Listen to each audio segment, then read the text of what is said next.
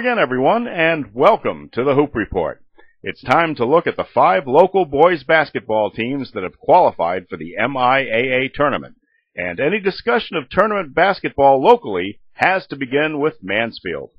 At 20-2, the Hornets have drawn the top seed in the Division I South playoff field, and while it's not the first time they've done that, it may be the first time that the basketball intelligentsia has taken Mansfield seriously entering the postseason.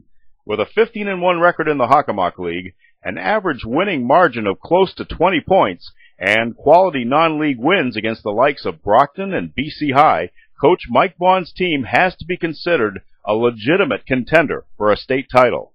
The Hornets are a complete team, able to run, rebound, defend, and seek out the open man to either shoot the three or penetrate to the basket. Here's just a sample of what the Hornets can do in real-time speed.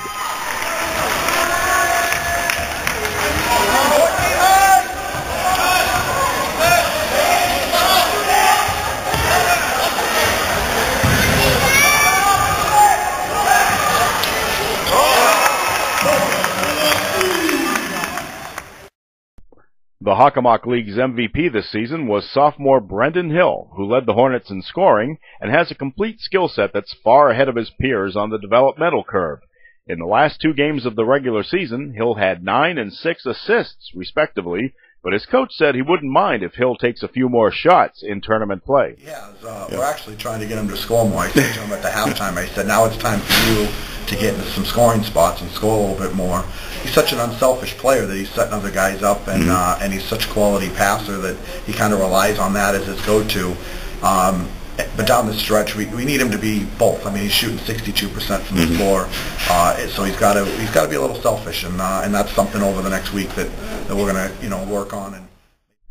Good as these Hornets have been this year, it's easy to forget that they are primarily comprised of sophomores and juniors. That could be the recipe for a rude awakening somewhere in the Division I South bracket, but Vaughn believes his young players have matured over the course of the past 2 seasons and will be ready to accept the challenge of being the top seed.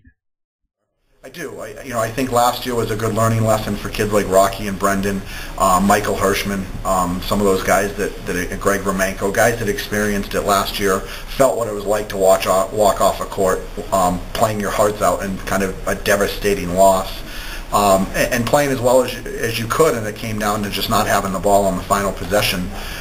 So that kind of, I think that experience will help. With that said, we have some guys, Bowen and Bolter, and those guys that maybe was around but didn't really get the opportunity to contribute last year. They're going to have a little bit of an adjustment. Mansfield begins its quest Thursday night at the James Albertini Memorial Gymnasium, a 7 o'clock start against the winner of the preliminary game between Newton South and West Roxbury.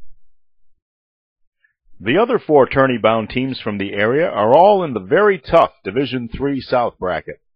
Dighton Rehoboth, the 9th seed, has the distinction of having taken top seed Wareham into overtime during the South Coast Conference regular season. The Falcons were red-hot at the end of the year, and veteran coach Bill Cuthbertson hopes that they can maintain that winning formula into the tournament. Well, I mean, as you know, in the tournament, it all depends on what the matchups are and who you draw. But, I mean, we've played well here the last month, 6 weeks. This tournament was tremendous preparation for us. Yep. We're not going to play anybody in our tournament any better than Lawrence, Wakefield, and Mansfield. So this was great preparation. And it always comes down to, in the tournament, you got to take care of the ball and you got to make shots. One young man that can make those shots is senior guard Ryan Walsh, who became the latest member of DR's 1,000-point club this season. The Falcons will visit fellow South Coast Conference member Case High of Swansea in their tourney opener Wednesday night at 7.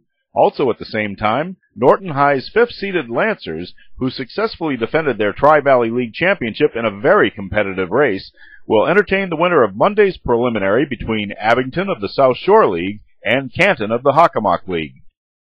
The Division III South Tournament gets underway Monday night as 17th-seeded Foxborough travels to number 16 Norwell for a preliminary round game that begins at 7 p.m. Both teams enter with 11-9 records.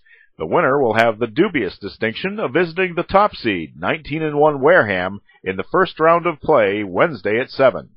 And finally, the second-seeded Bishop Fee and Shamrocks will await the winner of Monday's preliminary between 18th seed Dover Sherborne and 15th seed O'Brien.